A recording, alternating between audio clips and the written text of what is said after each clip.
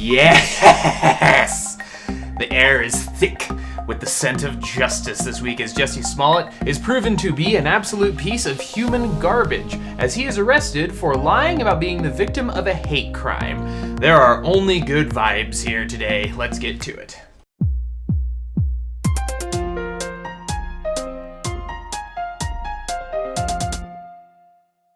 Alright, so for anyone who hasn't been following this story very closely, we know now that this whole thing was a hoax and it was engineered and propagated by Smollett himself. But for those of you that haven't been following very closely, here's the timeline. Jussie Smollett is an actor. He's black, he's openly gay, he's the star of the TV show Empire, and he claimed that he was the victim of a hate crime. Now, prior to any of this big story breaking, it would seem that Smollett actually mailed himself a letter which contained racial and homophobic slurs, all in an effort to get himself a pay raise of all things. A Hollywood actor demanding a pay raise with a publicity stunt is very strange. But the letter did not do the trick, so Smollett decided to take it to the next level. So on January 29th, Smollett reported to the police that at about 2 a.m., two masked white men accosted him in the streets of Chicago.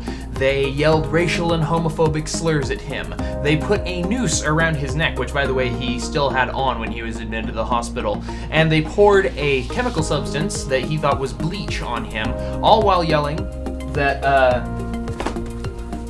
this is MAGA country.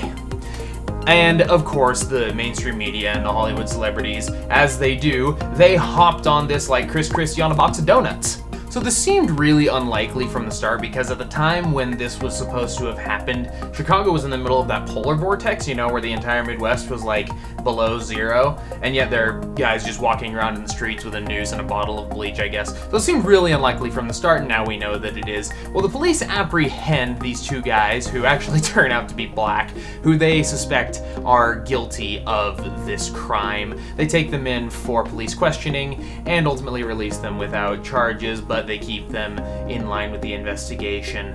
As it turns out today, we find out that Smollett paid them $3,500 in order to do this hate crime to him so that he could use it as a publicity stunt. And of course, the only thing that anyone ever had to say about it was, oh, this is just what you can expect in Trump's America, because Trump is evil and all of his blah, blah, blah, blah, blah, blah. You guys know the story.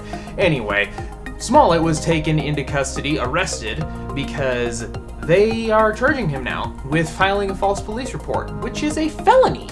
And he now faces a lot of fines and 3 years in prison. I love it. This guy is just a reprehensible piece of human garbage. All of this perpetrating a fake hate crime for a pay raise. The man makes $100,000 per episode of Empire, but he's bucking for a pay raise. And all this while, he's complaining that, oh, it's because I'm in this little teeny marginalized minority because I'm both black and gay and blah, blah, blah. You make $100,000 per episode. I have $5 in my wallet. I am straight, white, and Christian. I'm supposed to be the one on top here, according to you, but no. Jussie Smollett, this absolute piece of deplorable refuse, using these issues as a springboard, these actual issues as a springboard in order to launch both a political agenda and to make a quick buck. What a piece of crap, really. I mean, he really shouldn't be doing this. None of the left should be doing this, but this isn't the first time. Remember that Judy Monroe Layton, admitted to being a liar about being raped by Brett Kavanaugh, that huge national debacle. And was she the only one? No, but she was one of them.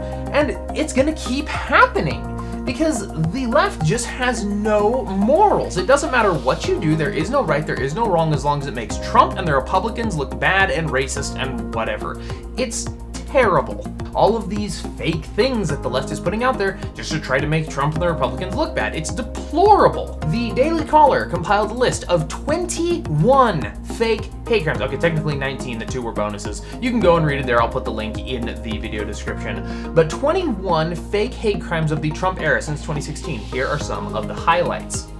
November 2016, a Muslim woman at the University of Michigan claimed that 2 men threatened to light her on fire if she didn't remove her hijab, and that was turned out, well, she made it up. Also in November of 2016, a church organist reported that a swastika had been painted on the side of the church with the words Heil Trump. Well, that actually was painted on the side of the church. Turns out the organist put it up there. December of 2016, a Texas man reports that his car was set on fire and graffiti was painted on his garage door that called him a N-word lover. And, well, it turns out that he did that himself in order to get media attention. Do you see the pattern here? If you don't, it's okay, I've got a couple more. Maybe you'll start to put this together a little bit. November of 2017, Kansas State student covers her own car in racist graffiti and cries hate crime. July of 2018, Muslim waiter in Texas gained a lot of media attention when she posted on social media a receipt. Now she's Muslim, and on the bottom of the receipt it said, "We don't tip terrorists," or something of the like. Well, it turned out that she actually wrote the note on her there herself. Do you see the pattern yet? And let's not forget about the Covington kids. You remember those kids that stood there, smirked, and didn't do anything else as Native American left-wing activists banged a drum in their face and claimed that they were yelling "build the wall" and MAGA and all this dumb crap. That it never happened. None of it ever happened. They kids stood there and smirked. The left is nuts. They will stop at nothing to villainize the right. The left has departed all reality. There is no right, there is no wrong, there is no rules. As long as it makes Trump and the Republicans and anyone on the right side of the political spectrum look bad. Or it's really getting to the point that it's like the Muslim terrorists, and I would say that I hate to say that, but it's accurate. They will kill anyone who doesn't agree with them, but they will also kill anyone who isn't quite extreme enough. And that is where the left is. That's where all extremist positions end. You have to kill those that aren't extreme enough because they are going to hurt your movement. But no, right? It's Trump, right? He's the one dividing the nation. It's this hat. This hat right here is dividing the nation. No, it's you leftist degenerate reprobates. You are tearing the country apart, trying to paint the entire world with these broad racist brushstrokes, and it's just not true. Most people are good people. Are there some crazy whack jobs out there? Are there some racists? You bet there are, and they're on both sides. Look, yeah, do we have neo-Nazis on the right? Sure. They have Louis Farrakhan on the left, okay? They're bad people all around, you morons. They're gonna legitimately lose their minds in 2020 when Trump wins the election because they don't know how to politic very well. It's gonna be like the stories you hear about from the Great Depression where like business owners were throwing themselves out of buildings because they couldn't deal with the reality. How could Trump have possibly won again? This just reinforces the fact that America is a sexist, racist, homophobic, Islamophobic, transphobic, heteronormative, racist, sexist.